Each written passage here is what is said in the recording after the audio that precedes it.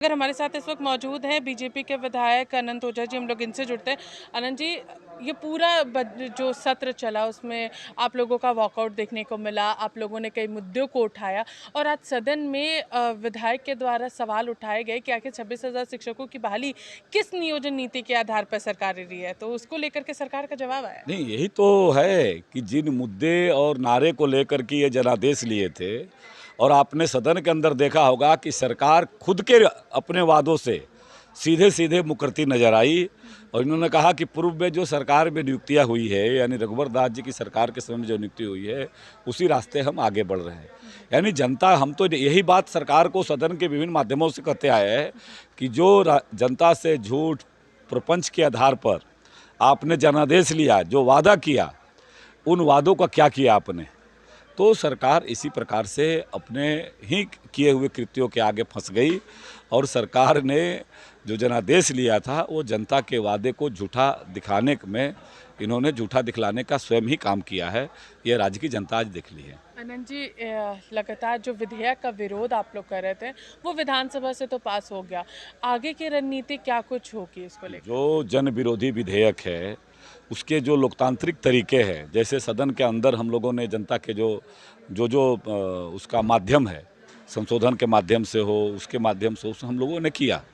और जो भी लोकतांत्रिक तरीका है, जो जन विरोधी कृत्य है उनका, जैसे परीक्षा निषेध विधेयक है, आपने देखा कि मेडिकल विश्वविद्यालय इन्होंने लेकर के आया, उसमें भी जो आपत्तियां थी हमने संशोधन के माध्यम से दिया। तो ऐसे भी जो भी जन विरोधी कृत्य है, काला कानून नाम का जो परीक्षा विधेयक लाया, जिसमें मीडिया की स्वतंत्रता, सोशल मीडिया की स्वतंत्रता, जो लोग इस घपले घोटाले को उजागर करेंगे उस पर भी मुकदमे करने की बात। तो ये सारे बातें हम आने वाला समय में, सरकार अगर नहीं किया बदलाव, तो हम जनता की अदालत में, लोकतंत्र में जनता की अदालत सबसे बड़ी होती है और जनता की अदालत में हम ले जाने का काम करेंगे। आप लोग काफ़ी देर तक बैठे रहे, मुख्यमंत्री का भी भाषण शुरू हुआ, आप लोगों ने कुछ देर तक तमाम चीज़ों को सुना। नहीं, मुख्यमंत्री जी, हम तो बोले तो भारतीय जनता पार्टी रचनात्मक विपक्ष की भूमिका निभाने को तैयार है और आज आपने देखा होगा। लेकिन जब सरकार की उपलब्धियों के आगे जो जनता के लिए कल्याणकारी योजनाएं हैं, जो सदन में जनता के सवाल है, शायद उस पर चर्चा करते तो हम सब भी उसकी सहभागिता के साथ खड़ा होते। लेकिन जिस प्रकार से झूठ का पुलिंदा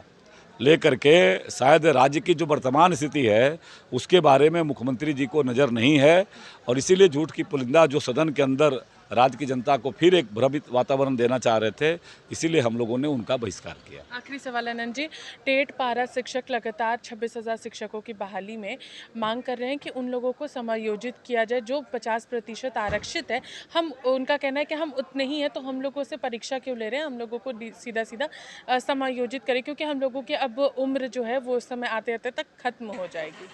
नहीं, ये तो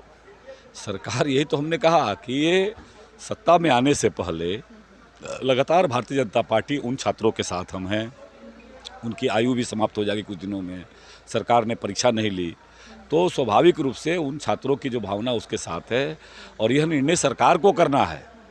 लेकिन सरकार जिस प्रकार से लगातार पलायनवादी कृत्य की है, ऐसा लगता है कि छात्रों का भविष्य, जिस प्रकार का इनका मंशा है, कहीं अंधकार न हो जाए। उन छात्रों की भावनाओं के साथ हम सब लोग खड़े हैं। तो ये थे हमारे साथ अनंत जी, जिन्होंने तमाम चीज़ों को लेकर के हमारे साथ बातचीत की, जिनका स्पष्ट कहना है कि जिन भावना के साथ, जिन वादों के साथ सरकार सत्ता में आई थी, उन वादों के खिलाफ अब जा रही है और सदन के अंदर ये साफ होता हुआ नज़र आ रहा है, जिस तरीके से पूछा गया था इस तमाम सवाल, नियोजन के सवाल को लेकर के। फिलहाल हमारे साथ है तहीं सहयोगी विशाल के साथ मैं पूजा, लाइव इंडिया, रांची।